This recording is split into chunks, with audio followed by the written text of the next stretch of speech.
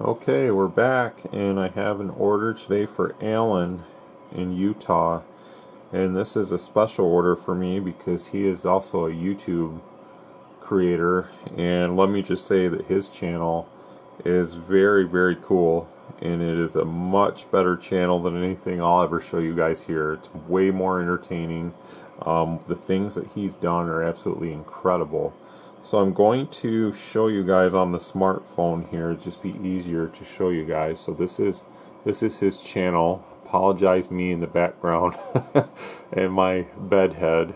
It's a Sunday morning here, so I'm just getting started. But it's an awesome channel.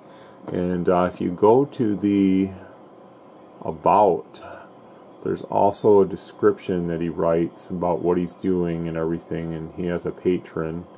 So not that he needs any help or anything, but if you're interested in it, like and subscribe because it's awesome. And then there's a link to this video here, and I think this video here is kind of the introduction to YouTube, maybe how he says he got started with YouTube, I believe. So this Heavy D Sparks, you guys may also know that. So I will click on that. We just discovered the most insane mountaintop compound, but we're in our own backyard here in Utah. So that's just a quick introduction. I mean, it's just a really cool channel. And yeah, he has the fortress on the mountaintop of Utah, so it's absolutely awesome. I don't want to steal any of his thunder or anything because the video is more about his radios here that he's purchased from me, but I just wanted to point that out, that it's just absolutely incredible what Alan has done out there in Utah on the mountaintop, and just the sheer amount of physical labor and things that he's had to endure. As far as I've learned by watching that video I just showed you guys, every block he's laid by hand and all the concrete that had to have been hauled up there, and just think of all the mixing and just everything that had to be done. And I can't wait to just keep watching and see how it goes. So you are a true inspiration there, Alan. There's no question about it, for all the hard work that you're doing and everything. So keep up the good work on that. Here's your serial numbers here. So this one ends in 19. This one ends in 20. And then this one ends in 17. So these come in cases of 5, and for some reason I must have grabbed the one that was 18 first or something and sold that one. But anyways, they're all the same radio. And you would ask me about the PC programming software, so I will email you like we talked about on the phone, and I will send you a website that you can download that from. And also the programming cables. Unfortunately, I don't have any here, or else I would just give them to you. But I legitimately don't have any. And I didn't order these ones with the cables because you have to order them separate. So I will send you a link as well so that you can get yourself, and you really, I mean, unless you want 3 of them, you really only need 1 because they all take the same cable. And let me show you what that cable is so that you can see.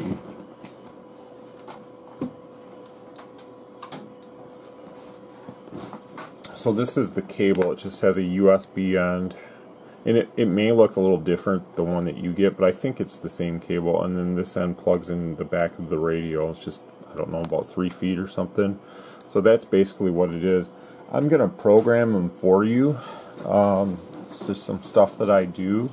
And then, you know, if you decide later you want to change it or something, you'll have the software, you'll have yourself a cable, and you can change anything you like. As far as an antenna, you were asking about vehicle antennas. I had recommended a 102-inch whip antenna, and I think that that's a very good antenna for especially where you're at, and it can just take a beating. Not that it looks like you're pretty much out in the open, so I think it would work fantastic for you as well, as far as, you know, the length of it and everything. And on a permanent mount, just the sheer amount of vehicles that you have there. Watching that video that I was just talking about, just amazing. So yeah, I think a 102-inch whip for you would be the best option, and probably you could get one at a better price. Not for me, because unfortunately it costs so much to ship those things, and I don't know how some of these other sellers are selling them for the price that they do, but kudos to them if they're still making money. I just feel like the antennas are affordable, but it's the shipping due to the length. And I know that there's some people that are taking them, and let's pretend that this is the 102-inch whip right here. I know it's not, but let's just pretend this is the whip, and it's rigid. I mean, it doesn't like to be bent, and I've heard that people are bending them and putting them in boxes, and kind of like they're bent, and I've seen some bad reviews on like Amazon and stuff for people getting bent 102-inch whips and stuff. So the only way I would know to ship it would be to have a really long shipping tube, and I think that's how a lot of places, like if I were to order one for you and get one sent to you, that's how they would probably come, is in a big long tube. And you know, I don't know how much that would cost shipping, but I know that it's very much oversized. So that's the problem with these shipping companies, in the oversize. So as far as like a mount, I mean, a frame mount, something like that with the 3/8 by 24 thread, that's really all you need. Get some coax cable, and maybe invest in, let me find something, yeah, right here. And you don't have to have this one per se, but I think that seeing everything that you've done on your channel, and from what I've seen, I think that you are very much in the know on things, and I think something like this would be very useful for you. Now I don't sell these either, but you can buy these on the internet. This is an antenna analyzer, so you would hook your coaxial cable up that's hooked to your antenna mount, and then you could scan the antenna, and this would work for all kinds of random wire antennas, just pretty much anything that's an antenna, and tons more things that this can do. So it's a really cool thing to have. It has a standard connector on it. You just connect your cable right onto it, and shows you a lot of good information here. So you could, the antenna really is non-adjustable, the 102-inch whip, but you can get a spring with it. And I think a lot of times, and I'm not a real expert with them because I've only used a 102-inch whip briefly when I was younger. I had some type of four-door sedan car, and I had one of those magnets where it was like 4 magnets connected together, and then the mount was up top, and it just literally just hunkered down on the top of my car, just like boom, and it was there. And then I just screwed the 102-inch whip on, and it had 18 feet of coaxial cable, I believe, and it was fine. I didn't have to do, there was no adjustment or anything on the antenna, and the SWR was perfect. But I have heard scenarios where guys will mount them to like a bed rail in their pickup, or like some type of frame where they bolt it right into the frame. And I have heard situations where length of coax cable can matter, and I'm not sure why that is. So I just wanted to let you know that that could be something, maybe that like something like this could come in really handy for figuring out, okay, what is the best length of cable I need to make this antenna work the best on channels 1 through 40 CB, and this would be the tool. Although the radio has built-in SWR meter, I would much rather recommend anyone get something like this. And again, you don't have to have this rig expert. You could have MFJ, you could have Comet, you could have a Nano VNA, which is quite more affordable, things like that. So that's my recommendation there. Hope that helps you out. Again, I'm going to get started with your radios here, and you got 3, so we'll start one by one here, and I'll come back and kind of show you the output and stuff when I'm done. So I did do that long video. I think it's on the product page on my website, so hopefully you got a chance to watch that. And this will pretty much be the same thing that you would see there. So yeah, we'll get started, and I'll chime back in when I have some progress here. Okay, Alan, so when we talked on the phone, I just wanted to show you this on the video here. So when you first power the radio on, if you accidentally ever reset the radio in the menu, there's a reset option, and then what would happen is you would lose your full frequency coverage. So what you want to do in this situation, if that were ever to happen, or in this situation, since we're doing the first time, you're going to hold this button in the corner, this button in the corner, hold them both, turn the radio on, let go. It's going to say 1 band, and what you want to do is turn the channel selector to the right and make it say 2 band. And then what you'll do now is hold this function button in until the radio says reset and end. Yep, reset end. So now it's done. Now you can power off and power back on. and then the radio does a complete reset. Now you have the full coverage. So that's just a little bit of info there. If you go into the menu and you were to cycle through, there is a reset option at the end. So yeah, I think I just went by it. But if you reset it, that's what will happen. You'll lose the, essentially like the CB frequencies and stuff that you're probably wanting. I think the reset's in there somewhere. The abbreviations are a little funny in this, but there is a reset option. So we'll keep going with it. I'm going to program it, and then I'll show you some stuff about the radio. And then the next two I'll do the exact same thing. So I have 3 identical radios. Sorry about the lighting. For some reason the camera, especially this camcorder, it really wants to focus on the blue, and if I move away from it, then it starts to focus more on the rest of the radio, but then you can see what happens. So sometimes my smartphone takes a better video. Okay, well, I will keep continuing on, and we'll be back to show you a few more things. Okay, Alan, so I'm back on one of your radios here. They're all going to be like this, so I just wanted to show you. So again, the lighting, it's just this radio for some reason with the camera. So what we're going to do is we're going to hold the function button. This is going to be probably the same as your N model that you have. I think you still have it. Maybe I can't remember if you said you have it or that you had one and now you don't anymore. But you had the N. I do know that when we talked. So this is the mic gain. It's going to be set to leave all the way up all the time at 63. Otherwise it goes down. But 63 should be fine. A lot of these settings will be kind of, this is the noise gate feature, so if you're in a vehicle and you're getting some background noise, you can switch that on and it helps cut down some background noise. This feature is the noise reduction, so if we switch the radio to FM, that's when you get a higher level of static. This is a nice feature for that. So you switch that on and it quiets it way down, almost makes it sound like AM. So that's a nice feature there. It's either on or off. Microphone type, that's always going to stay in dynamic. So I don't know why they even put that setting on here, but I would recommend that you leave it in dynamic. If you're going to run the microphone that came with this, it's fine. It is a dynamic mic, so that will work perfectly for that. This is talk back, so obviously if you turn it up, you're going to hear yourself through the speaker. The more you turn it up, the louder you'll get until you start feeding back. It goes up to 63, so I couldn't even imagine how loud that would sound. It'd probably scare you out of the vehicle. Some of the other settings here, off the top of my head, I don't really know. This is the step size, so some of this stuff you can play with if you're a sideband operator. I have it set up in a pretty good way, so I think it should work pretty good. Timeout timer. If you were to accidentally leave the microphone key, that's kind of long, so I think I'm going to actually change that. That's something I'll address in my software, but I think that's 6 minutes, so that might be a little too long.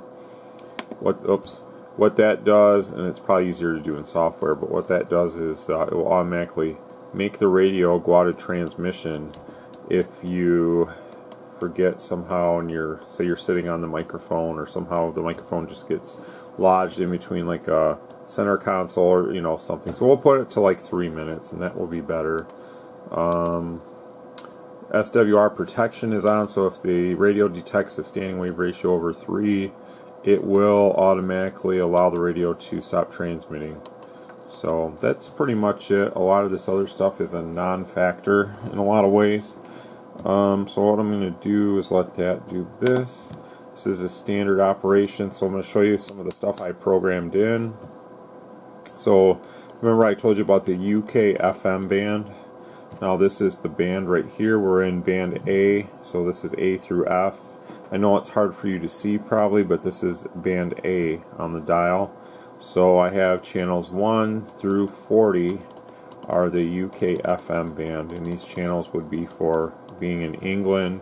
Although right now there's probably activity there because England, at least to my area in Michigan, is coming in like every single day, every morning, and you can talk to those guys quite often. A lot of nice guys over there.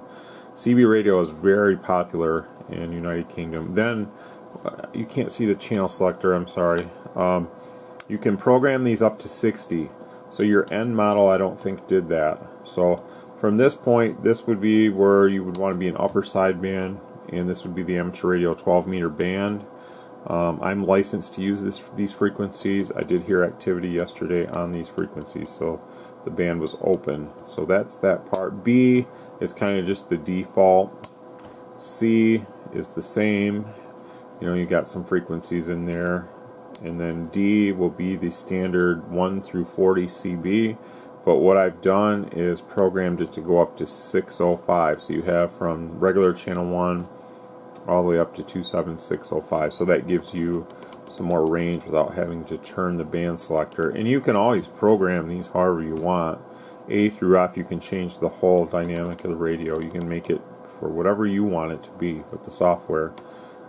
E is pretty much the standard.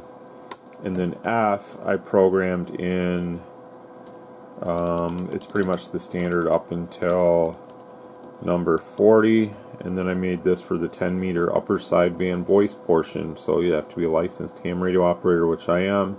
So I can use these frequencies. And I have it set to, you know, the 0, but you can obviously change that by using the clarifier and going like this and such. So make them flash and everything. So probably a lot of that will be the same for you. So that's pretty much it. A little bit of programming. I did give you a little Roger beep, so we'll put that on really quick and let you hear that. Let me plug a microphone into here. Now I'm on a dummy load, so we're not transmitting or anything on the amateur radio band right now other than into a dummy load. So here's a little Roger beep, the little end of transmission beep. If you want to use that, it's in there.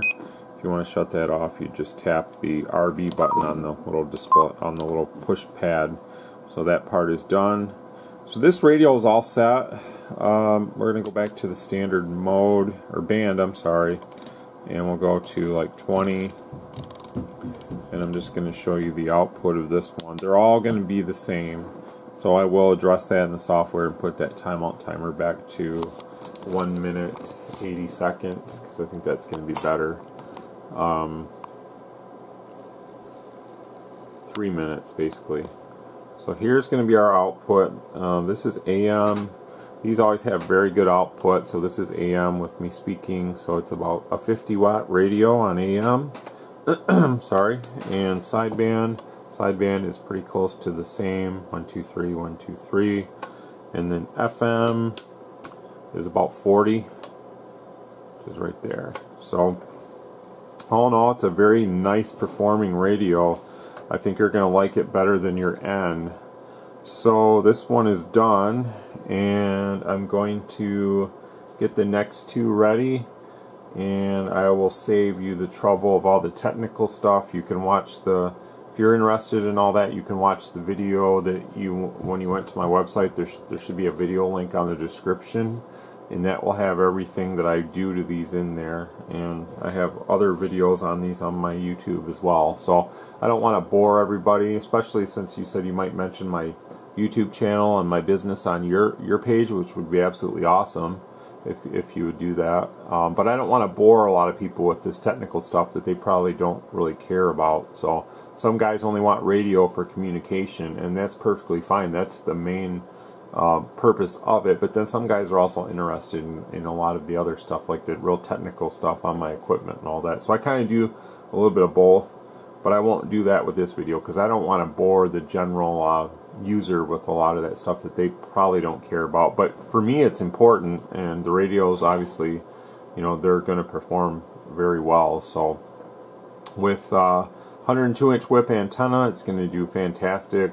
With your Fortress there, I mean, I would assume maybe you might put up some permanently fixed antennas on the Fortress or something. You could do a lot with that being up on the high elevation. It looks like you are on the video on the mountaintop there. I'm sure you would have a very good range for any radio that you were to operate, like say in the Fortress or something. And sky's the limit probably on what kind of antenna you might run or something. So, you know, that could be something maybe you might consider later or something. But these are very nice radios, as you already know from having the N model. So I'll get the next two ready, and then hopefully we're going to be able to get them shipped out to you today, Sunday, so we'll get them ready to ship out for you for tomorrow on Monday. So I really do appreciate it, and your YouTube channel is absolutely fantastic, so you do a great job, and you are a very motivated person, and anyone that just likes to sit around on the couch and do nothing, they could really learn a lot from watching a guy like you and all the stuff that you're doing and all the